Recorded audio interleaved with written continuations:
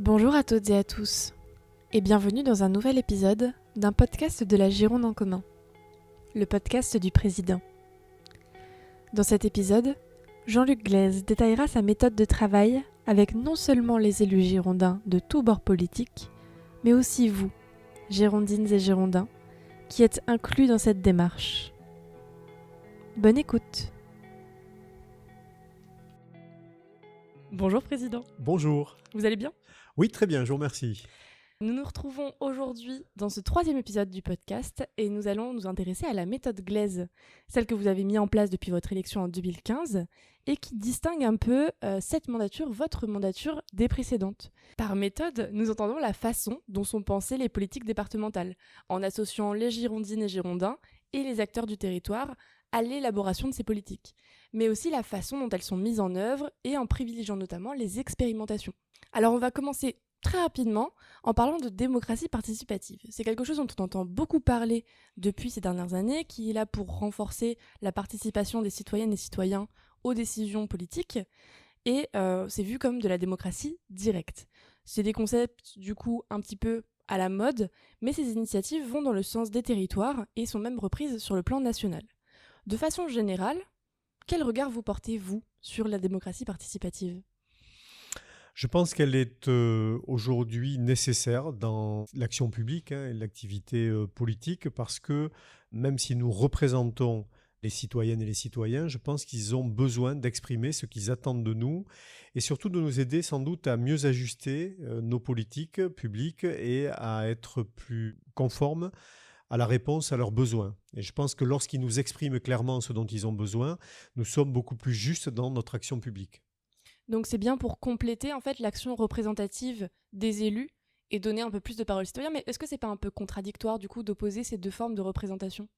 Non, c'est pas contradictoire parce que lorsque nous nous présentons sur un programme, donc un certain nombre d'engagements que nous prenons, mais au fil du temps, vous savez, 6 ans de mandat, c'est court et long à la fois. C'est long parce qu'il faut tenir sur la durée. C'est court également parce que le monde change vite et que les besoins, les attentes, les demandes de nos concitoyens peuvent évoluer très rapidement dans le temps. Et on l'a vu sur le dernier mandat au regard d'un certain nombre de circonstances. Donc je pense que écouter en permanence, donc faire participer les citoyens et ensuite rectifier, corriger éventuellement nos politiques publiques me semble tout à fait utile. Si on prend l'exemple très récent de la crise Covid, on voit bien que le désarroi des étudiants nous a amené à imaginer un dispositif élargi, CapJCrise, qui permet de les soutenir pendant cette période difficile. Donc c'est bien parce que nous les avons entendus, parce que je suis allé les rencontrer avec un certain nombre de mes collègues, que nous avons pu recueillir leurs attentes et leurs besoins.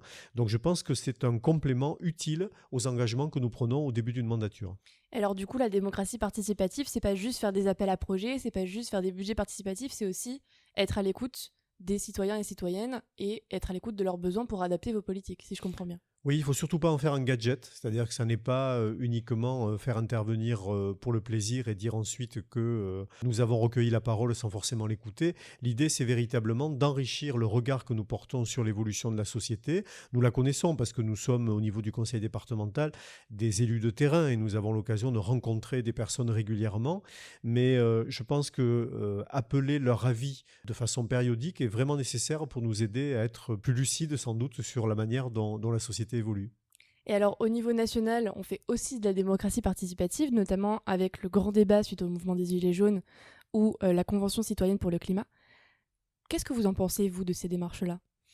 Alors moi je pense qu'elles seraient vertueuses si elles allaient au bout de l'exercice. Ce qu'il ne faut pas, c'est en faire justement soit des exercices de communication, soit des exercices de rattrapage. Typiquement le grand débat, c'est une tentative d'apaisement de la société française après un mouvement de révolte extrêmement violent qui a été celui des Gilets jaunes. Donc c'est une manière d'utiliser la démocratie participative qui ne me paraît pas satisfaisante. Moi je trouve intéressant de faire en sorte que l'expression citoyenne puisse être assurée. pour que nous puissions ensuite la rendre concrète et palpable dans notre action publique. Quand on travaille avec une sélection d'une quarantaine de citoyens au niveau de la résilience territoriale et humaine, il y a tout un apport qui a été fait de leur part, qui nous permet d'abord de regarder ce que nous avons fait dans ce domaine-là depuis 6 ans et de voir ce qu'il reste à faire et les marges de progrès à accomplir. Et l'idée, c'est véritablement de pouvoir leur démontrer au fil du temps que nous prenons en compte ce qu'ils nous ont proposé pour le traduire concrètement dans l'action publique. Donc, surtout n'en faisons pas un gadget, et j'ai le sentiment, moi, que le grand débat ou que la Convention citoyenne, finalement, se sont réduits à des grands outils de communication. Depuis votre élection en 2015, vous avez beaucoup promu le faire ensemble. Mais c'est quoi le faire ensemble ? Alors, faire ensemble, c'est encore une fois pouvoir s'inspirer de celles et ceux auxquels nous nous adressons. Je vais vous donner des exemples très très concrets, très très simples. Je me suis retrouvé dans une permanence dans mon canton avec des personnes en situation de handicap qui venaient me voir, qui avaient reçu des courriers de la maison départementale des personnes handicapées, qui était un courrier de notification positive ou négative. Et ils avaient du mal à comprendre le courrier parce qu'il était très technique, il faisait référence à des textes réglementaires, etc. Mais donc, il n'était pas clair pour eux pour savoir exactement quelle était la raison de l'attribution ou de la non-attribution de l'aide qu'ils attendaient. Et je me suis dit qu'on ne pouvait pas, quand on revendique d'être une collectivité de proximité, écrire des courriers qui ne sont pas compréhensibles par ceux à qui ils sont adressés. Donc j'ai demandé à ce qu'on constitue un groupe de personnes en situation de handicap qui ont réécrit les courriers de la maison départementale des personnes handicapées de façon beaucoup plus simple. Alors, ils sont évidemment sécurisés juridiquement parce qu'il faut qu'ils le soient pour la collectivité, mais ils sont aussi beaucoup plus simples à comprendre et donc compréhensibles par n'importe qui lorsqu'il les reçoit. Nous avons fait de même avec les courriers pour les personnes âgées. Donc ça, c'est ce qu'on appelle l'expertise d'usage, c'est-à-dire qu'on demande à nos usagers, à nos publics bénéficiaires, de nous dire comment nous pouvons améliorer notre action publique. Lorsque nous proposons à des personnes qui sont en insertion d'imaginer un jeu qui leur permet de mieux comprendre lorsqu'ils ont un problème de garde, un problème de logement, un problème de mobilité, à qui ils doivent s'adresser, eh bien, ce sont eux qui amènent la réflexion qui ensuite est utile à d'autres. Donc, c'est ça, le faire ensemble, c'est vraiment travailler avec celles et ceux auxquels nous nous adressons. Et dans la prochaine mandature, l'idée, c'est véritablement d'aller plus loin sur ce champ-là et d'être beaucoup plus à l'écoute des publics auxquels nous nous adressons. Mais alors souvent, on dit que les gens ne sont pas vraiment intéressés par les politiques ou les politiques en général. Comment on fait pour encourager justement les gens à participer ? Alors, je crois qu'ils ne sont pas intéressés par l'image qu'ils ont d'une politique politicienne, de tactique, de stratégie, de petits coups bas, etc. Par contre, lorsqu'on leur démontre que l'action publique, moi, c'est la politique, pour moi, c'est l'action publique, c'est comment on sert le collectif, la société qui nous a élus pour les représenter, en l'occurrence pour nous, le département de la Gironde. Lorsqu'on leur démontre que c'est quelque chose de très concret, de très quotidien, ils s'y intéressent beaucoup plus. Donc je crois qu'il faut les amener à être acteurs, et c'est pour ça que la démocratie participative aussi est utile et que le faire ensemble est nécessaire, c'est que s'ils deviennent acteurs de la décision publique, à ce moment-là, ils s'intéressent beaucoup plus à la politique. Et alors vous, est-ce que vous avez mis en place des outils pour justement mobiliser les Girondines et Girondins sur des politiques publiques ? Alors, nous avons d'abord plusieurs exemples qui existaient. Il y avait notamment le Conseil départemental des jeunes qui permet donc aux jeunes collégiens de devenir acteurs d'une réflexion autour de ce qui se passe dans les collèges, autour de la lutte contre les discriminations, de l'égalité femmes-hommes, de l'environnement, etc. Nous avons mis en place depuis peu de temps, à l'initiative de notre regretté Emmanuel Ajon, le Conseil des jeunes de la protection de l'enfance. Là, nous avons des jeunes qui sont sous protection au titre de l'aide sociale à l'enfance et qui eux-mêmes expriment comment ils vivent la manière dont le département de la Gironde pratique la protection de l'enfance. C'était d'ailleurs inédit au niveau national et ça a inspiré notamment le secrétaire d'État en charge de la protection de l'enfance. Lorsque nous mettons en place un panel citoyen pour travailler sur les questions de la résilience, c'est-à-dire comment est-ce qu'on anticipe et comment est-ce qu'on s'adapte aux crises auxquelles nous sommes confrontés, comme par exemple la crise sanitaire, c'est un moyen effectivement de les amener à participer à cette réflexion. Lorsqu'on met en place un jury citoyen autour d'une réflexion sur le revenu de base, eh bien ce sont des citoyens qui nous disent quelle image, quelle vision ils portent de ce revenu de base. Donc il existe bon nombre comme ça d'initiatives qui nous permettent de faire en sorte que les gens soient acteurs de ce qu'ils ont envie de proposer. Je pourrais citer aussi l'exemple de l'habitat partagé. Vous avez des gens aujourd'hui, des personnes âgées qui imaginent ensemble à plusieurs, comment créer un lieu qui soit un lieu d'habitat partagé dans lequel ils vont vivre à la fois individuellement et collectivement. Donc toutes ces démarches-là, à mon avis, sont des démarches tout à fait intéressantes et vertueuses pour impliquer les citoyens dans l'action publique. En tant que président du département, vous n'êtes pas tout seul à prendre les décisions. Vous êtes entouré de vice-présidents et vice-présidentes, de présidents de commissions et de présidentes de commissions. Et vous devez aussi composer avec des élus issus de familles politiques différentes. Certains sont membres de votre majorité, de gauche, d'autres de l'opposition, et ils ont tous une opinion, un avis sur les politiques départementales. Vous aussi, d'ailleurs, vous avez été président de commission, puis vice-président avant d'être président. Comment est-ce qu'on fait pour animer ce collectif ? Dans n'importe quelle organisation humaine collective, le plus difficile, c'est effectivement d'animer le collectif et de l'entraîner vers une forme de cohésion. Alors, je parlerai plutôt déjà côté majorité, comment est-ce qu'on fait pour maintenir un collectif uni qui finalement porte ensemble et sans qu'il y ait de grandes différences de vue, des politiques publiques, une action publique telle que nous l'envisageons au département. C'est un travail du quotidien. Pour ce qui concerne mon expérience sur ces 6 dernières années, qui était relativement nouvelle, il faut d'abord acquérir la légitimité du président. Et lorsque la légitimité est acquise, et elle s'acquiert progressivement en donnant les grandes lignes, les grands axes, en amenant l'ensemble de l'équipe à œuvrer dans ce cadre-là, eh bien progressivement, la reconnaissance s'installe au niveau des collègues et ensuite on peut plus facilement faire des propositions, amener à de l'innovation, changer parfois un petit peu le cadre pour faire évoluer la réflexion. Je l'ai fait par exemple ces derniers mois en confiant des missions à des collègues par délégation, ce qui avait été assez peu fait par le passé et qui me semblait intéressant pour amener d'autres collègues aussi à venir aux côtés des vice-présidents et des présidents de commission à faire un travail. Avec l'opposition, c'est différent, c'est plus un travail de conviction à amener et parfois avec des visions différentes de la société, de l'action publique que nous portons. Ce n'est pas un problème en soi, je trouve que c'est ce qui enrichit le débat démocratique et qui l'oxygène, mais quand on regarde finalement sur les rapports en commission permanente dans ce département, je ne sais pas exactement le chiffre, mais je suis persuadé que 90 à 95% des rapports ont été votés par l'ensemble des formations politiques de l'hémicycle. Ça veut donc dire que l'essentiel des politiques publiques que nous portons sont conformes finalement à une vision partagée et cohérente pour la Gironde. D'ailleurs, j'ai envie de dire qu'avec l'opposition actuelle, il y a eu souvent des points de convergence dans les discussions, et puis il y a eu aussi à certains moments des points de divergence. Par exemple, pas accepter de voter les budgets, ce qui est dommage parce qu'on vote aussi les recettes pour financer les dépenses. Donc c'est bien de voter les dépenses, mais c'est bien aussi de voter les recettes. Et en l'occurrence, voilà, il y a eu des points de divergence à certains moments, mais je trouve que la manière dont la mandature s'est déroulée a été plutôt à peu près constructive, me semble-t-il, dans le sens de l'intérêt des Girondines et Girondins, à part quelques prises de position parfois radicales ou extrêmes dans l'hémicycle qui étaient beaucoup plus choquantes. Mais alors comment l'opposition, elle peut exprimer son avis justement sur vos politiques départementales ? Elle a plusieurs moyens de l'exprimer, plusieurs étapes. Elle peut l'exprimer, par exemple, dans les commissions donc, qui sont en fonction des thèmes. Par exemple, des commissions jeunesse, une commission habitat, une commission infrastructure, etc. L'opposition est présente dans ces commissions, peut donc exprimer des avis. D'ailleurs, parfois, un certain nombre d'avis qui sont exprimés amènent à rectifier les délibérations du conseil départemental. Et ensuite, elle peut l'exprimer en séance plénière, bien évidemment. Et puis, elle l'exprime aussi parfois en m'adressant des courriers, en sollicitant des précisions sur certains sujets ou sur certains dossiers. Donc, il y a une vraie ouverture démocratique dans la possibilité pour l'opposition de s'exprimer. Après, il y a un vote et lorsqu'il est majoritaire, évidemment, il s'impose à l'ensemble de l'hémicycle. Ils ont aussi d'ailleurs la possibilité de s'exprimer par une tribune écrite dans le magazine Gironde Mag que nous sortons régulièrement et chaque formation politique peut s'exprimer dans ce cadre-là. Dès votre discours d'investiture à la présidence du département de la Gironde, vous avez dit vouloir placer l'innovation au cœur des politiques départementales. Aujourd'hui, on arrive au terme de votre premier mandat de président. Est-ce que vous considérez que l'objectif est atteint ? Alors, l'innovation était intéressante puisqu'on parle de méthode.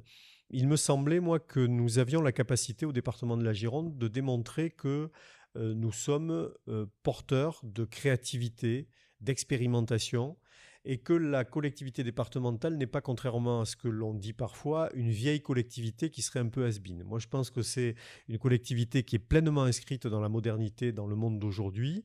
Nous avons d'ailleurs récemment élaboré bilan de tous les départements de gauche en France sur les innovations en matière de solidarité. Et j'ai été assez bluffé parce qu'au-delà de la Gironde, eh bien, beaucoup de départements ont innové aussi et ont apporté de nouvelles idées. Donc l'innovation, moi, me paraissait nécessaire pour démontrer cette modernité du département. J'ai souvent employé une phrase auprès de mes collègues en leur disant « Osez vous tromper, mais surtout osez réussir ».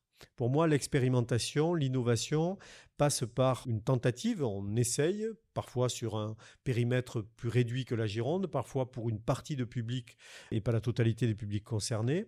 Et lorsqu'on expérimente, on peut ensuite évaluer, et lorsqu'on a évalué, ensuite décider éventuellement de généraliser ou pas. Donc oui, c'est une méthode dont mes collègues se sont beaucoup saisis. Et moi, je suis assez fier de voir comment l'équipe, justement, a fait preuve d'innovation et de créativité.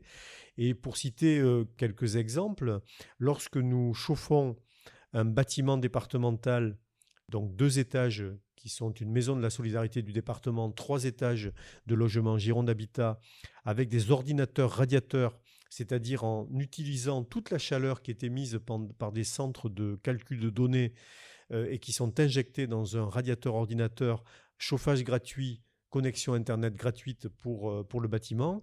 Je trouve que ça, c'est un bel exemple d'innovation. Nous avons fait la même chose sur un autre bâtiment de Gironde Habitat où nous sommes capables de distinguer sur des panneaux photovoltaïques la part d'électricité économisée par foyer. Et ça, c'est aussi important parce qu'on sait ce que représente la facture énergétique pour les foyers. Lorsque nous employons du déchet de papeterie pour créer des routes, ce déchet de papeterie sert de liant pour le bitume, et bien là, nous sommes véritablement en train d'expérimenter une méthode nouvelle de construction des routes. Lorsque nous décidons de mettre en place une ferme départementale dans le Médoc, c'est la première fois que ça se fait en France, avec une production en circuit court qui est en train de se mettre en place pour les collèges, pour les écoles, et aussi de la culture et aussi de la solidarité, eh bien tout cela, c'est une démarche complètement innovante et nouvelle en France. Lorsque, en crise sanitaire, nous décidons de transformer un car podium en vaccibus pour pouvoir aller vacciner au plus loin dans la Gironde et au plus près des personnes, celles et ceux qui ne peuvent pas se déplacer, c'est un exemple également d'innovation. Il y a plein d'exemples de cette nature que nous avons eus dans la mandature et je pense que nous avons démontré effectivement que nous ne sommes pas du tout une collectivité du passé, mais bien une collectivité inscrite dans le présent et surtout qui regarde l'avenir. Alors du coup, vous parlez d'innovation, et dans les innovations, il faut forcément faire des expérimentations. Mais du coup, d'un point de vue de méthode, justement, comment on fait la différence entre une expérimentation et une politique publique ? Alors l'expérimentation, elle se situe soit sur un territoire plus réduit, soit sur un nombre de personnes plus réduit. Ce qu'on avait proposé par exemple sur l'expérimentation du revenu de base, c'était de tester sur un certain nombre de personnes l'effet d'un revenu de base avant de dire si c'est une bonne mesure ou pas. Donc c'est l'expérimentation avant la généralisation. Lorsque nous avons testé dans ce département il y a déjà quelques années de mettre en lien les entreprises d'un territoire avec les bénéficiaires du RSA du même territoire, les allocataires du RSA. L'idée, ça a été de dire, regardons quels sont les besoins en matière de salariés dans une entreprise ou dans des entreprises, et regardons chez nos allocataires du RSA ceux qui ont les compétences qui correspondent. Et lorsqu'on présente ces personnes-là, on les présente sans dire ils sont allocataires du RSA, mais juste ils ont les compétences qui vont bien. Vous n'avez pas de CV, mettez-les en situation sur le poste de travail. Eh bien, on a vu que c'était une réussite dans une partie du département et depuis, nous l'avons généralisé à tout le département. Donc, votre question entre la différence entre une expérimentation et une politique publique, l'expérimentation, elle se fait à petit niveau, sur une petite échelle et ensuite, elle devient une politique publique lorsqu'elle est généralisée. Le département n'a pourtant pas le monopole de la créativité et de nombreuses initiatives très innovantes sont portées par les acteurs du terrain, des citoyens, des citoyennes, des collectifs, des associations, des collectivités. Comment est-ce que le département accompagne ce foisonnement d'initiatives locales ? Alors, ça c'est très intéressant comme question parce qu'effectivement, nous ne sommes pas les seuls à innover, bien loin de là et heureusement. Alors, d'abord, nous accompagnons beaucoup d'initiatives. Souvent, ce sont des collectivités, des associations, parfois des coopératives, enfin il peut y avoir plusieurs types d'acteurs qui décident de créer des lieux particuliers, de réaliser une action un peu spécifique. Et bien dans ce cas, nous pouvons les aider au travers de nos subventions, on va dire habituelles, ce qu'on appelle des subventions de droit commun du département. Mais nous sommes aussi allés plus loin, par exemple en proposant dans le cadre d'un budget participatif à des jeunes de 11 à 30 ans d'imaginer des actions qui seraient porteuses sur leur territoire et donc de financer ces actions-là. Et j'étais la semaine dernière dans une petite commune à Ligueux qui justement a eu un jeune qui a une idée de mettre en place toute une organisation sur l'espace public de la commune. Il a été suivi par les jeunes de la commune parce qu'il se sentait un peu désœuvré dans cette petite commune et sans capacité à avoir des jeux, des activités sportives notamment. Et donc, il a imaginé des choses avec ces jeunes-là et nous avons financé via le budget participatif. C'est donc une manière d'inciter à l'innovation et de pouvoir l'accompagner. Et puis, nous avons aussi donné à voir cette innovation parce que vous avez raison, il y a un foisonnement d'innovation et d'expérimentation dans le département et souvent, on ne sait pas ce qui se passe à côté de chez soi. Et donc, nous avions en 2016, je crois, ou 2017, fait réaliser un film qui s'appelle Ici et maintenant, la Gironde s'invente et qui, justement, mettait en valeur des initiatives portées par des citoyens, par des associations sur le territoire départemental pour dire, regardez, ça se passe ici en Gironde et ça se passe parfois à côté de chez vous et vous ne le savez pas. Donc c'est aussi une manière de donner à voir et de pouvoir promouvoir ces actions innovantes portées par des citoyens. Une fois que vous trouvez par exemple une action innovante portée par des citoyens qui vous plaît, qui vous parle ou qui peut parler au département dans l'ensemble, est-ce que vous avez des moyens de pouvoir la reproduire à d'autres endroits sur le territoire ? Alors, ce que l'on peut faire, c'est déjà inciter à la reproduction. C'est-à-dire que lorsque une initiative est mise en valeur et financée, ce qu'on essaie, c'est de la promouvoir. Alors, Gironde Mag, par exemple, nos sites internet. On a aussi toute une action nationale qui s'appelle Solutions solidaires et qui permet aussi de mettre en avant des actions et des initiatives de cette nature. Je pense qu'il faudra qu'on aille plus loin. Je crois que le premier film Ici et maintenant, la Gironde s'invente pourrait imaginer une deuxième édition, une deuxième saison.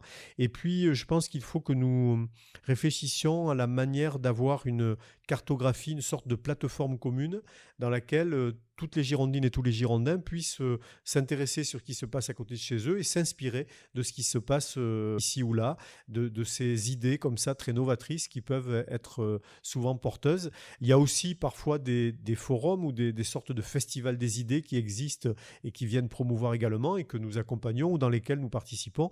Donc je crois que c'est tout un travail d'ensemble qu'il faut faire en matière de communication et de promotion. Vous venez de mentionner Solutions solidaires, est-ce que vous pouvez nous expliquer ce que c'est et pourquoi l'avoir créé ? Alors justement, c'était l'envie de mettre en avant des initiatives portées par des collectivités, mais aussi par des citoyens, par des associations, pour les faire connaître et donner envie justement qu'elles soient reproduites ailleurs. Donc Solutions solidaires, c'est d'abord une plateforme numérique donc, qu'on peut trouver sur Internet, où on peut trouver plein d'exemples de solutions solidaires. C'est également un événement que nous organisons chaque année, avec une partie un peu girondine et puis une partie plus nationale. C'est aussi aujourd'hui des baromètres, c'est-à-dire des sondages qu'on fait auprès de la population pour voir ce qui intéresse en matière de solutions solidaires et qu'est-ce qu'on peut justement continuer à promouvoir. Donc c'est toute une action commune portée par un certain nombre de départements en France et portée également par un certain nombre de partenaires du monde mutualiste ou coopératif ou de la presse. Est-ce que vous avez quelque chose à rajouter, une initiative dont on n'aurait pas parlé mais qui vous tient à cœur pour terminer cet entretien ? Peut-être parler de quelque chose qui n'a pas été très visible, mais qui sont les pactes territoriaux. Ce qu'on avait décidé en début de mandature, c'était d'aller dans les différents territoires de Gironde, dans 9 territoires de Gironde, pour échanger avec les élus, les associations, le monde économique, et voir avec eux qu'est-ce qui va ou qu'est-ce qui ne va pas dans ce territoire. Qu'est-ce qu'il faudrait faire pour améliorer la vie de ce territoire et donc se fixer un certain nombre d'orientations et d'actions à réaliser. Ces pactes ont vécu tout au long de la mandature et donc il y a eu plein de réunions dans tous ces territoires girondins qui ont été portés notamment par Christine Bost et progressivement, nous avons vu les avancées de ce qui était attendu et la manière dont nous avons pu aider à l'émergence de ces initiatives et surtout à leur réalisation.